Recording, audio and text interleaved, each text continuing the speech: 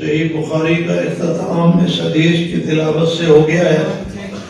میں بھی اس کو ایک دفعہ تلاوت کر دیتا ہوں کیونکہ اصل حدیث تو انہی الفاظ کا نام ہے، باقی تقریریں ہم اوپر کر دیں تو ضرورت کے لیے جائز ہے، لیکن اصل بخاری یہ ہے: بالسند المتصل منا الى امیر المؤمنین فی الحدیث محمد بن اسماعیل البخاری رحمہ اللہ تعالی قال: باب قول اللہ ونضع الموازین القسط لیوم القیامہ وان اعمال بنی آدم وقولهم یوزن وفی روایت واقوالهم توزن وقال مجاہد القسطاس العدل بالرومیہ ویقال القسط مصدر المقسط وهو العادل وأما القاسط وهو الجائر.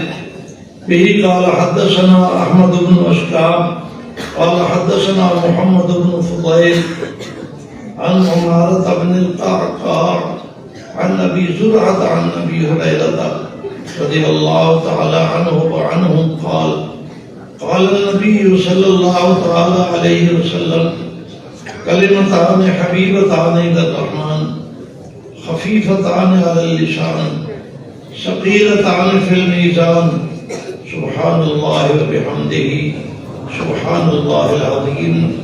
سارے حضرات 3 دفعہ یہ کلمے دہرا لیں: سبحان اللہ وبحمده سبحان اللہ العظیم سبحان اللہ وبحمده سبحان اللہ العظیم سبحان اللہ وبحمده سبحان اللہ العظیم. اللہ تعالیٰ کے فضل و کرم سے صحیح البخاری کا آخری سبق آپ نے سن لیا. میں تمام دوستوں کو مبارکباد دیتا ہوں جو اس سبق میں شامل ہیں، اس لیے کہ ایک حدیث کی نسبت سے بھی اگر اس قافلے میں کوئی شامل ہو جاتا ہے تو اللہ تعالیٰ اس کی بھی لاج رکھیں گے. کیا جہاں ان فضلاء کرام کو اللہ تعالیٰ جنت میں بھیجیں گے تو ان کے ساتھ سبق پڑھنے والوں کو بھی محروم نہیں کر سکتے. یہ بڑی سعادت ہے آپ حضرات کی کہ آپ اس سبق میں شامل ہوئے ہیں. اللہ تعالیٰ آپ کا آنا مبارک فرمائے، بیٹھنا سننا کو مبارک فرمائے. جہاں تک اس کے اوپر تقریر ہے وہ بڑی لمبی چوڑی ہے، پورا باب ہے. امام بخاری رحمۃ اللہ علیہ بڑے عجیب عالم تھے. انہوں نے اس کے اوپر 16 سال لگائے کتاب لکھنے میں. صرف احادیث نہیں جمع کی بلکہ اس سے مسائل مستنبط کر کر کے عنوانات باندھے اور راجم بخاری جن کو کہا جاتا ہے. اور امام بخاری رحمۃ اللہ علیہ نے اپنی اس کتاب میں عجیب ترتیب رکھی ہے. جب بھی سمندر میں ہم غوطہ لگاتے ہیں تو کوئی نہ کوئی نقطہ مل جاتا. معلوم نہیں امام بخاری کے دماغ میں کتنے نقطے ہوں گے اور کتنے علوم اس میں انہوں نے پرو دیے ہیں ترتیب میں. اب میرے پاس وقت نہیں ہے. ہر سال یہ حدیث آپ یہاں سنتے ہی ہیں. امام بخاری نے باب الوحی سے شروع کر کے کتاب التوحید تک کس ترتیب کے ساتھ اس کتاب کو مرتب کیا. اس آخری حدیث کا ترجمہ میں آپ کے سامنے کر دیتا ہوں. اس حدیث کے راوی امام حضرت ابو ہریرہ رضی اللہ تعالی عنہ ہے اور نبی پاک صلی اللہ علیہ وسلم نے فرمایا 2 کلام ایسے ہیں، یہاں کلمہ سے مراد کلام ہے، 2 کلام ایسے ہیں جو رحمان کو محبوب ہے.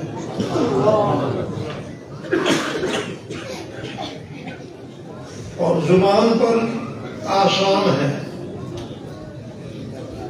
اور میزان میں بھاری ہے. اور وہ 2 کلمے یہ ہیں: سبحان اللہ وبحمدہ سبحان اللہ العظیم. اس حدیث میں نبی پاک صلی اللہ علیہ وسلم نے کس ترتیب کے ساتھ کلمات کو ذکر فرمایا اور آخر میں حکم لگایا، آپ ذرا توجہ فرمائیں گے کہ ترکیب میں سبحان اللہ و بحمدہ سبحان اللہ العظیم مبتدا ہے اور اس سے پہلے خبریں ہیں۔ عموماً مبتدا پہلے ہوتا ہے، خبر بعد میں ہوتی ہے، لیکن یہاں مبتدا آخر میں ہے اور خبریں پہلے ہیں۔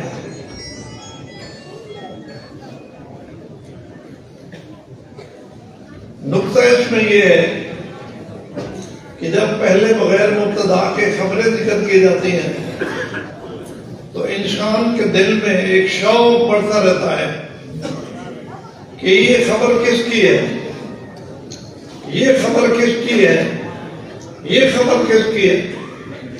جب اتنے انتظار اور شوق کے بعد وہ مبتدا آتا ہے تو آدمی حساس و شاد ہو جاتا ہے اور اس کا دل جوان ہو جاتا ہے۔ آپ بتانا چاہتے تھے سبحان اللہ و بحمدہ سبحان اللہ العظیم کے بارے میں، لیکن خبریں پہلے ذکر کی کہ دو کلام رحمان کو معلوم ہے۔ جب یہ کہا کہ رحمان کو محبوب ہے تو دل و دماغ میں یہ تصور گھومنے لگا کہ ان کا تو ادا کرنا بڑا مشکل ہوگا۔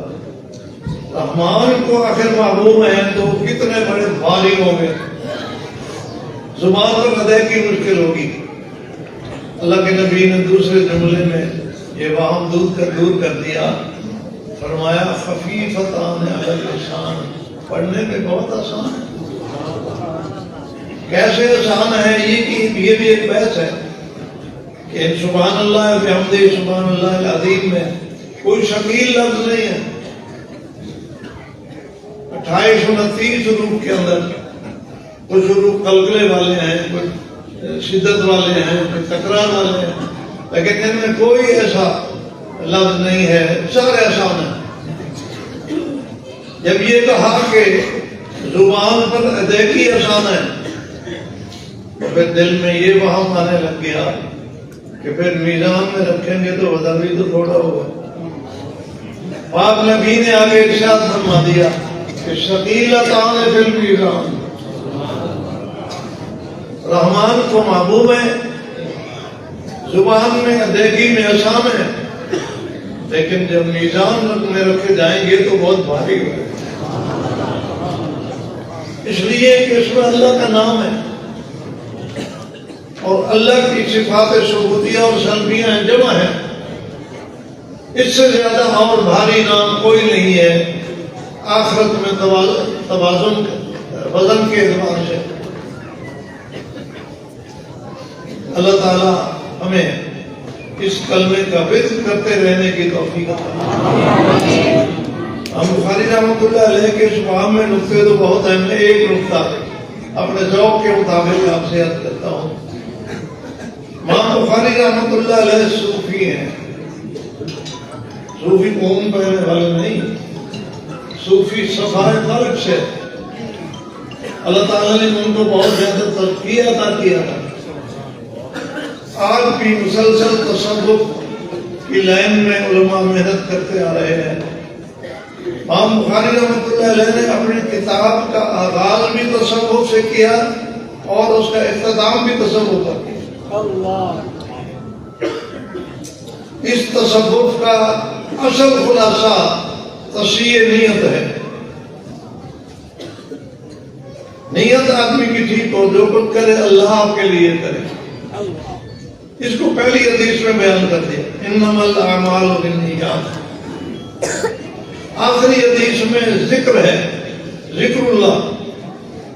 یہ ذکر اللہ تصحیح نیت تک پہنچنے کا ذریعہ ہے۔ بزرگان دین اذکار کراتے ہیں اور کراتے ان کو اس نہج پر لاتے ہیں کہ اس کے اندر کی صفائی ہو جاتی ہے اور وہ صحیح اللہ والا بن جاتا ہے۔ تو اس کتاب کا آغاز بھی تصوف سے اور اختتام بھی تصوف ہے۔ اللہ ہمیں تصوف کے ساتھ بھی جڑنے کی توفیق نصیب فرمائے۔ ہم نے دستار بندی بھی کرنی ہے، نماز بھی پڑھنی ہے، اور آپ حضرات نے سفر بھی کرنا ہے۔ میں سبق کو یہیں ختم کرتا ہوں، البتہ ایک دو باتیں آپ سے جلدی میں عرض کرتا ہوں۔ ایک بات تو یہ ہے کہ کوئی پتہ نہیں زندگی کا، ویسے تو جتنی میرے لیے دعائیں ہو رہی ہیں عرب سے لے کر عجم تک، تو مجھے اللہ کی رحمت سے امید ہے کہ میں جلدی مرتا نہیں ہوں۔ بہت دعائیں ہو رہی ہیں۔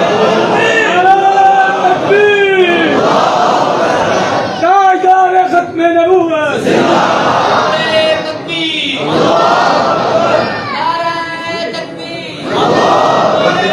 یہ دنیا تحت الاسباب ہے، اسباب کے زمرے میں مجھے اردو کی تکلیف ہے، اور کوئی پتہ نہیں کب وقت آ جائے۔ تو اس لیے سب سے پہلے تو میں آپ تمام دوستوں سے معذرت کرتا ہوں اگر کسی کو تکلیف پہنچی ہو۔ میں نے کوشش تو کی ہے علاقے میں 42 سال سے اس علاقے میں آ جا رہا ہوں، اور 30 سال سے تو یہاں گوڑا ٹیک کے بیٹھا ہوں۔ میں نے کوشش کی ہے کہ کسی کو میری طرف سے تکلیف نہ ہو۔ میں فرقہ واریت کا بھی قائل نہیں ہوں۔ جتنے مسلمان فرقے ہیں میں نے کبھی کسی کے دل آزاری نہیں کی، اور جو ہمارے احباب ہیں ان کا تو میں خاص خیال رکھتا ہوں، لیکن اس کے باوجود نہ چاہتے ہوئے بھی کبھی کوئی ایسی بات ہو جاتی ہے تو میں آپ سب سے معذرت کرتا ہوں۔ دوسری بات یہ ہے کہ ادارہ آپ کا اپنا ہے، آپ اس ادارے سے میری محبت میں اور دین کی محبت میں جڑے ہوئے ہیں، تو آپ سے گزارش ہے کہ آپ اپنے تعلق کو باقی رکھیں گے۔ میرے بیٹے پر اعتماد کیا کابر نے، اس کو دستار بندھا دی اور دونوں دستاریں بندھا دی، علمی جانشین بھی بنا دی اور روحانی بھی بنا دی۔ میں بڑے عرصے سے دعا کر رہا ہوں کہ اللہ اس کو اس لائن پہ لے آئے۔ میں شکر گزار ہوں مولانا غلام اکبر صاحب کا کہ انہوں نے ان کو اسباب پہ لگایا اور چلا رہے ہیں، اور انہوں نے دستار بندی بھی کرا دی۔ جب بزرگ کسی کے سر پہ ہاتھ رکھ دیتے ہیں اور پگڑی بندھوا دیتے ہیں تو اس پگڑی کا بھی ایک اثر ہوتا ہے، آدمی کی کایا بدل جاتی ہے، آدمی کی زندگی بدل جاتی ہے۔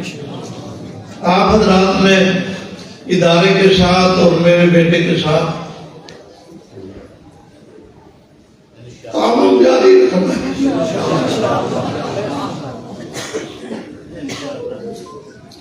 اور اس کے ساتھ ہی میں اپنے علاقے والے دوستوں کا شکر گزار ہوں جو ہر سال میرے مہمانوں کا اکرام کرتے ہیں، سال بھر کٹے پالتے ہیں، بچے پالتے ہیں، اس موقع پر ہمیں یہاں پہنچاتے ہیں کہ آپ اپنے مہمانوں کو کھلائیں۔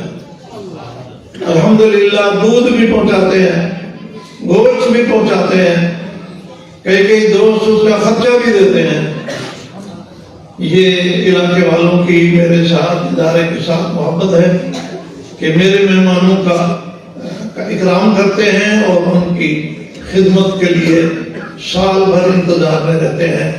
میں اللہ تعالیٰ ان کو جزائے خیر دے، ان کے لیے دعا گو بھی ہوں اور شکر گزار بھی ہوں۔